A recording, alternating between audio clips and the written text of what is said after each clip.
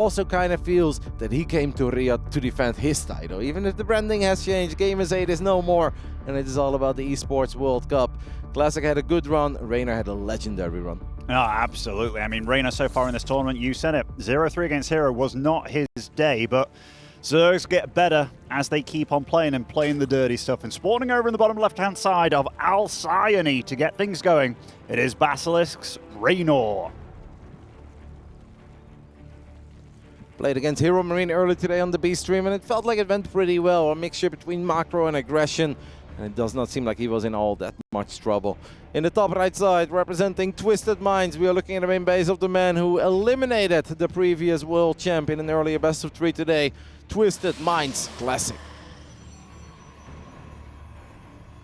Classic's been lying a little bit under the radar for a lot of players, I do feel. Like he didn't have the cleanest showing in that upper bracket and lower bracket situation, but still, he was so close to just winning any one of those matches. He just fell short 3-2 against Cure, I believe, and he was 2-0 up in that series as well, if I'm not mistaken, which that's a real tough opponent in TVP. Totally different matchup, and shifting gears entirely here. Reynor's one of the absolute fastest players on the planet in a different matchup. Classic's going to have to keep him on his toes. What's very cool about this as well is that even though Reynor has been on the pro circuit for over 6 years at this point, and even when he was not 16 yet, he was already going to a few tournaments, Classic has been around forever. You'll very often hear us call him one of the best Brothers players of all time, and he absolutely deserves that. He's been here, he's done that, but they've only ever played 4 series against each other at offline events, which is really not a lot. And Classic has done incredibly well in those, only losing 1 of them, so winning 3 out of 4. Now, of course, a lot of those series were played a long time ago. Early today, I briefly mentioned a legendary match they had in GSL Codas, but the year was 2018. I mean, 2018, 2024. That almost feels like we were playing a different game back then, Ben. Yeah, I mean, Reynor back then didn't hit his stride yet, you know. He was, it's weird to say, but still a kid, still in his youth kind of thing. Now, far more seasoned, and Classic's tenure definitely lasted longer for sure, but there is one big favorite in this matchup, and if you took the Reynor from a year ago, who was kind of unbeatable, Classic was the one to do it, which is very surprising to think about, because he's not the fastest player out there by any means, but he managed to do it with his mind, and he brought home a very special build back then. So I'm very curious what he's going to bring to the table this time. Yeah, Classic showed us a whole new level of the Golden Armada. We all knew that we could build a lot of carriers, and that was very good. But he would mix in those Void Rays, and he had some fantastic spreads on the Void Rays, where suddenly Fungal Growth and Parasitic Bomb didn't really look like it was going to be the ultimate answer, because it would only connect with 2 or 3 Void Rays at a time.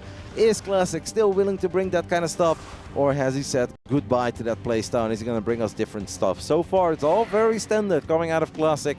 First Adept is poking, Oracle's on the way, second Oracle gets fired up.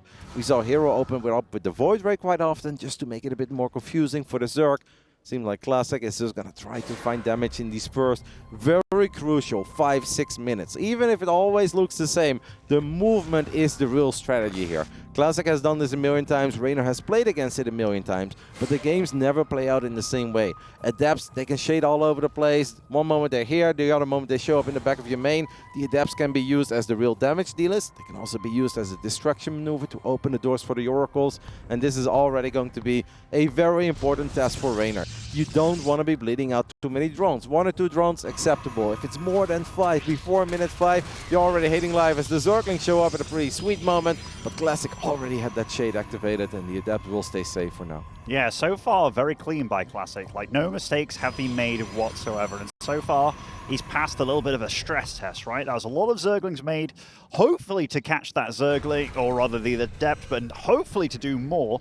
But they do keep him safe as well, give him some map control, and now it's all about what he's going to do with these Oracles and whether these Zerglings can do anything on the other side of the map, which so far they can't at all. Yep, and since we have a pretty quick evolution chamber, that screams +1 melee, and if it is going to be +1 melee, Reynor doesn't really want to be bleeding out too many of these Zerglings, because these are not just your early game safety links. No, these are links that are supposed to be very important for us later on as well, to give our army a little more power. Classic indeed playing this mega safe so far, Ben. He just wants to get those 3 bases up and running. That's nice and all, but if it is all-out greed against all-out greed, that favors the Zerg. But of course, we have to mention this has not been all-out greed for Reynor. He did make those Zerglings. He is investing in an Evo Chamber, a +1 melee early on, so he's mining a little bit more gas. So obviously, you can be happy with this if you're Classic, but it's still important to A, figure out what Reynor is doing, and B, eventually find a way to slow the Zerg down, even if it's just by pushing back the creep a little bit. No, absolutely. He's doing the creep bit part now, which is great by him, and probe count looks decent against that drone count as well. Reynor with a really good scout in that main base, by the way. You got to see the Forge and Twilight Council timing exactly in charge before anything else. Now that's a bit wild and wacky from Classic here. Yep, that's cool. Something that Hero did a long time in the past, and everyone's like, well, we can just make a bunch of Zealots with +1. +1 is a mega important upgrade for the Zealots because it makes them so much more efficient against those Zerglings if the Zerglings don't have any Carapace upgrades, and it is incredibly unlikely that Reynor would ever have Carapace upgrades this early on.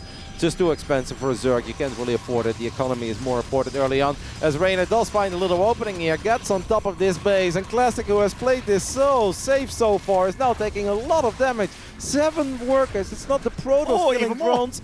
And single Zerglings actually remaining make it 8 workers, and it could have perhaps even become 9. It is not 9. Classic really needs to get something done right now on the other side of the map, because there was way more probes than he's ever supposed to lose in this phase of the game. He just wasn't anticipating at all. This is a nice cancel on this 4th base by Classic, but so far you can definitely say that these Adepts on the map, they haven't got to get too much done, but here they are, and I don't think there are as many Zerglings to greet them. I do see a few coming from the natural right there, but still, a little bit of counter damage being done. This is what Classic needs. Decent amount of Roaches on the production tab as well. So we've got Zerglings with +1 melee, we've got a couple of Roaches out, and I also see Overlord speed.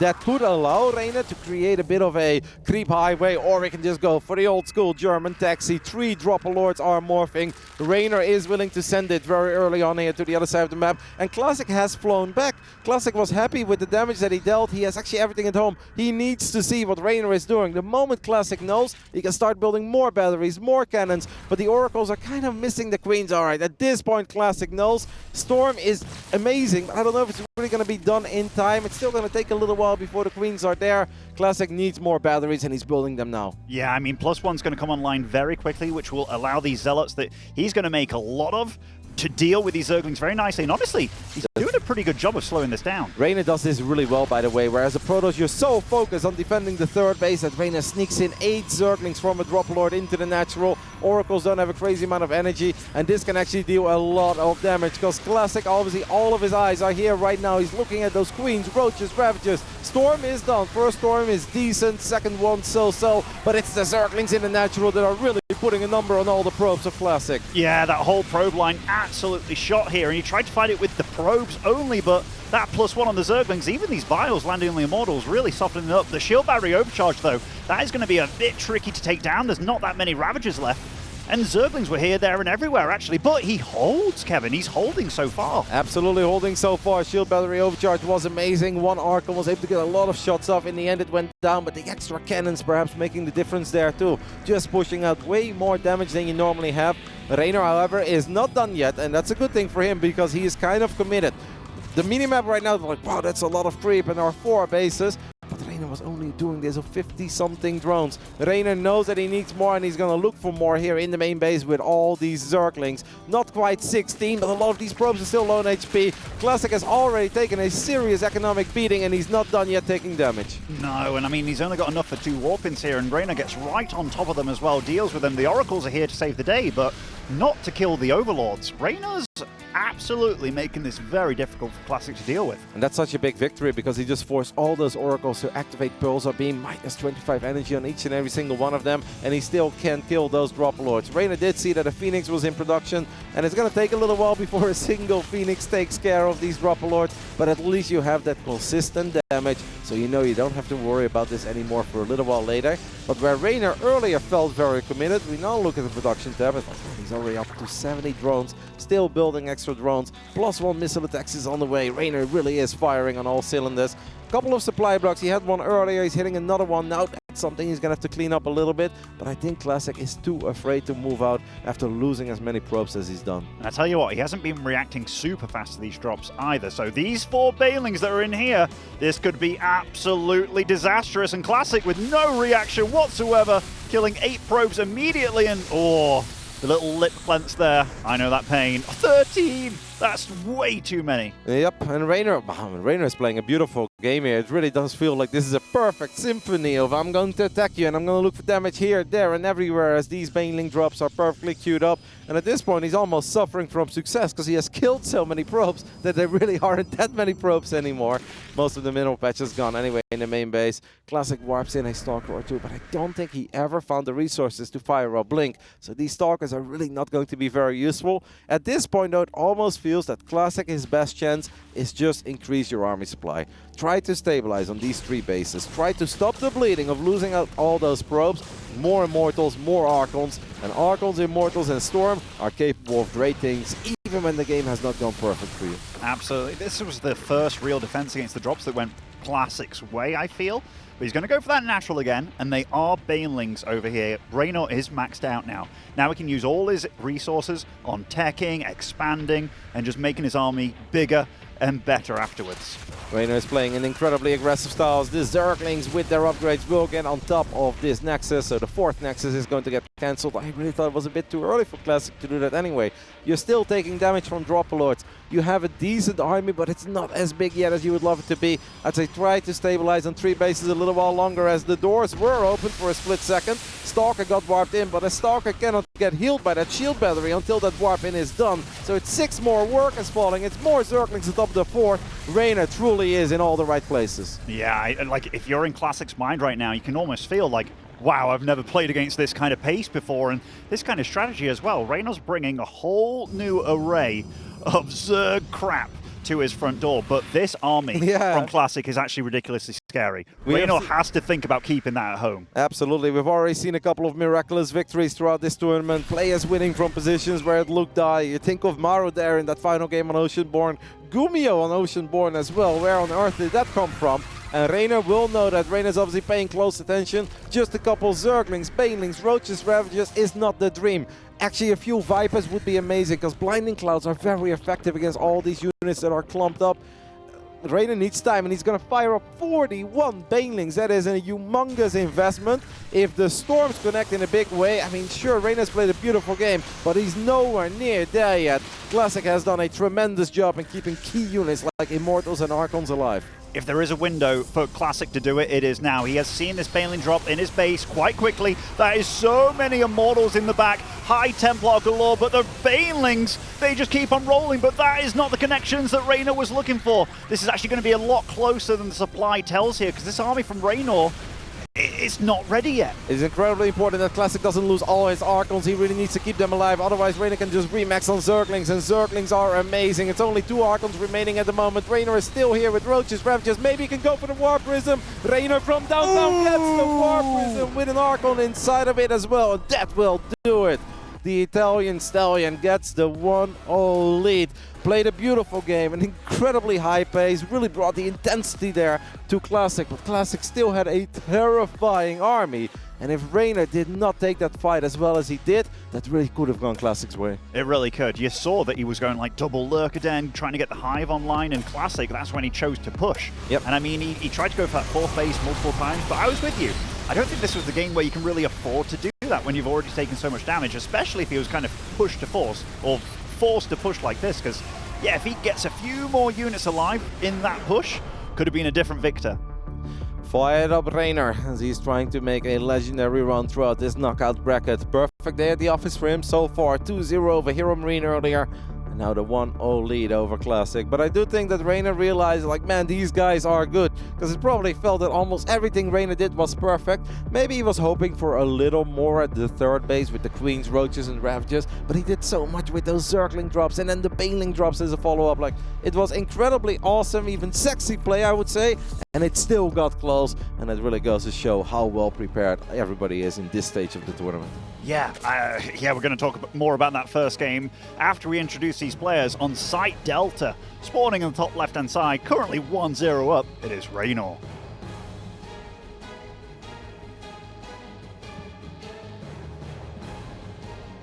And the man who was the best performing Protoss in Game S8 last year when we went to Riyadh for the very first time is down 0-1. Tournament live on the line for Twisted Minds Classic.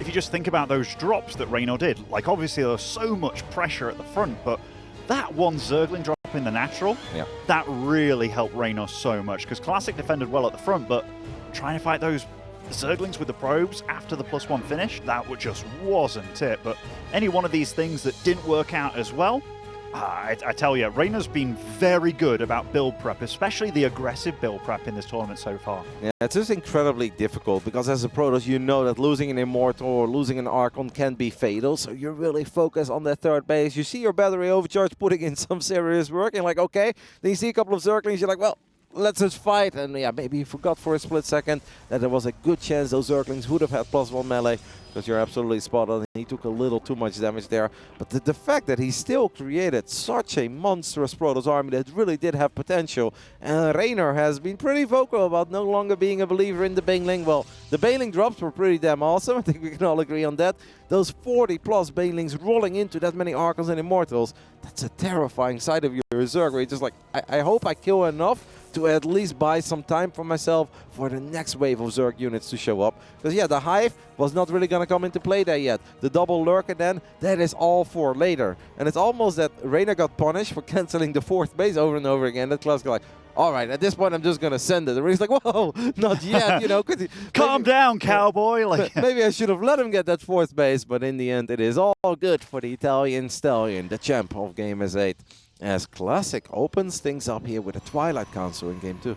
And he's definitely a player that I know full well how good he is with these Twilight Council builds, be it Adept Glaives or even DTs. He's one of the players that really showcased that at that very famous BlizzCon against Rogue, where it's like he looks so down and out, but he's pulling out all these weird cool builds. But I think this will be far more standard from Classic in this matchup, because the first game, very standard opening out of him, and we'll see what he chooses to do, but Reynor very good about the scouting. And that's a very important scout, because obviously Reynor was forced to expand elsewhere. He has taken the forward hatchery, and it can be a little more difficult to defend against Resonating Glaive Adepts when your natural is basically your third base, and that means it's going to be way more saturated. We've seen Zerg players defend against Resonating Glaives plenty of times in the past with a wall off in the natural, where they say like, all right, you're not going to kill my hatch, and I'm just going to make sure that I don't have any drones at the third base. Good luck, have fun with your Adepts then. At one point, you're going to be forced to fight roaches. That's not really an option here for Reynor, unless he would transfer all the workers from the third back into the natural, start creating a wall off.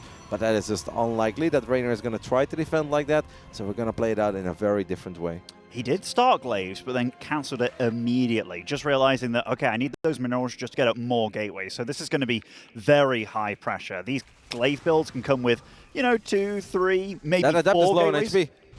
It's what? It's on it. I think he could have tried to go for it. Yeah, Reynor in the end, he's like, you know what, maybe I should go for it, and I hope for Classic that the Stalker is in the correct spot. But a single Stalker really has a hard time dealing with this many Zerglings. One more Adept is going to show up. There is still a gap. That pylon is not going to keep the Zerglings out, so Reynor gets a picture-perfect scout, and he's also disrupting the flow a little bit of this Protoss economy. And I can guarantee you that these Protoss builds are razor tight. You do not plan for pulling probes in your natural, pulling probes in your main, and Reynor is buying incredible precious seconds for himself here. Yeah, I mean, these Adepts, they want to be on the other side of the map, not dealing with this run-by that's still in your base, and the jig is up. Reynor knows exactly what he's up against. That does not mean it's going to be easy. Adepts can still bounce all over the shop. There is a War Prism in the mix. Reynor is on 41 drones, so at this point he actually has the economic lead. Roaches, of course, don't have their speed upgrade yet. So Reynor really is going to have to do an excellent job in positioning his units correctly defensively. Yeah, and just connecting that creep between the bases. I mean, supply block. It can get very tricky here. Classic is temporarily supply blocked here, but he doesn't have the minerals to warp in anyway, so maybe very well timed. Classic with the first shade doesn't really get too much done, but we all know how this can go. One wrong move from the Zerg player, and you can be absolutely eating your whole mineral line worth of drones. There are many ways to follow this up as a Protoss. You can just go up to 3 bases, you can try to transition into something else, but what we've also seen a few times is that the Protoss player just banks up a bunch of Immortals at home. And this is the first wave. As Reynor, his screens are anticipating this War Prism movement. Classic really cannot afford to lose his Prism. If he does that, it could very well be the end of his run at the Esports World Cup, as the Adepts do shade in. Queens are pushing out a lot of damage on that Prism. That actually means that he can't really pick those adepts up anymore. It is really not going all that well yet for Classic. Finding some drones is fantastic. Taking that much damage on your Prism is terrifying, because that also means it's going to be harder to bring it back later for round 2. Yeah, I mean, these adepts in the main are definitely getting a lot of lost mining time and some drones for their troubles as well. But overall, Reynor's definitely not going to be too happy about this. And now he has a few choices. He can macro up like crazy, or choose to gun across the map. But he's going for the lair, droning up again. He has weathered the storm. Unhappy, you mean? Yeah, he's not going to be too unhappy. Oh, yeah. Did I say too happy? Yeah, I was like, I think he's all right. I think he's all right. Yeah, mistalk by me. I was mainly talking about the good situation he's in, you know? I think obviously he's been happier in the past, because in a perfect world, Reynor would have already been in that Final Four. So perhaps he's not as happy as he's ever been yet, but I think he's pretty happy with how this best of 3 is unfolding. That lair is close to finishing up, and that's obviously a very important building for Reynor, because he needs to get access on the roach speed. You can never attack with slow roaches off creep. It is painful. A single Immortal is going to solo your entire army. Reynor knows that, spots the third base here, but there are so many of these third nexuses that are like, are they fake? Are they transitional? Is this to give you the wrong idea? Reynor will know that it's so important to keep on checking. Hey, how many workers are you actually building? Do I need to drone up? Or is it actually important for me to crank out as many units as possible? As he does build 10 drones, and Classic really hasn't built any workers in a while. Well, I mean, I think Reynor's going to get away with it, because it does not seem that Classic is like quite mega eager to move out right here and right now. He's got so many sentries somewhere though, Kev. Yep. Like, that is so many. And I mean, they... Oh, that's a disaster for Classic. Losing that Prism, that all goes back to that initial move out where he took a lot of damage on the Prism. Not all of that will shield. Some of it is real HP that you'll never get back. Reynor fires up 8, 9, 10 more drones in a Bailing Nest. I kind of think he needs to slow down a little bit. Reynor needs to focus on what is happening, and that is that Classic is just waiting for that second Warp Prism, and he's going to go for it. As long as he has enough Ravagers, though, I mean, supply-wise he's ahead, army-wise he's ahead, but the good quality of those 3 Immortals and what they can get done. But 9 sentries, Kev. Yep. That is not much damage being done. You mentioned Ravagers, and that really is going to be the most important unit here for Reynor. As long as Reynor can just spam Corrosive Balls for days, sentries have a hard time avoiding them, and that obviously will allow him to take care of those force fields. Reynor even sets up a very tiny counterattack. War Prism cannot go down. Ravagers, triple Ravager is enough to kill the Prism. Classic knows that, so he immediately cancels that Warp in, and he goes for round 2. This is really it for Classic. It kind of feels that his entire tournament comes down to this move out. There's a lot of creep. I don't see an Observer. Okay, the Observer is over there in the back, as he does find a little opening with the Adept, but Classic needs a whole lot more than a few drones. Classic needs to take a good fight as the doors are open in the natural. That's going to force him to go for some defensive weapons, but that set of force fields is excellent on the side of Classic. Great start here with the force fields, but I mean, he needs a lot more than this. These are about the best force fields he can hope for. He's really sectioning off this army, actually, and those Immortals are kicking in. They are dealing a lot of damage. Reynor's trying to do counter damage on the other side of the map at the same time. That Warp Prism is very safe behind it all as well, and those sentries came in absolutely handy here. 16 Adepts still left over. Bailing speed on the way. Reynor feeling he needs another weapon to deal with this. And Reynor always finds a little opening on the other side of the map to keep Classic busy and distract Classic. Like, Classic is going to be happy with that he didn't lose any Immortals, but he used so much of his force field energy. He's not going to have force fields forever. The Ravager count is climbing. There are still Queens here dropping Transfuse. Reynor looks at that Warp Prism, is looking to go for it. Gets the Warp Prism as well. Kills his own Overseer, but that is all good, because that means that these Immortals can no longer be picked up. There are no longer extra Protoss units being warped in, and it seems that Reynor is going to get a very convincing 2-0 here on the board in the knockout bracket. Round 2, and he can get ready for that rematch versus the man that hurt him yesterday. Hero took down Reynor 3-0. Reynor winning this means that we'll get Hero versus Reynor round 2. Reynor's angry today, man. You feel it. Like, every day he's been getting a little bit humbled, you know, by how good the opposition is at this tournament. But today, he is on nothing but fire here. There is too much Reynor, too much speed for Classic. And this is the end of Classic's run here at the Esports World Cup. Reynor takes it, and you can see how pleased he is with that victory. And he should be. He played incredibly well. We often talk about the speed, but there are moments where we don't see it. And there are some maps where it's harder to display all that speed as well. You think of a map like Ghost River in ZVP. It's just hard for a guy like Reynor to really show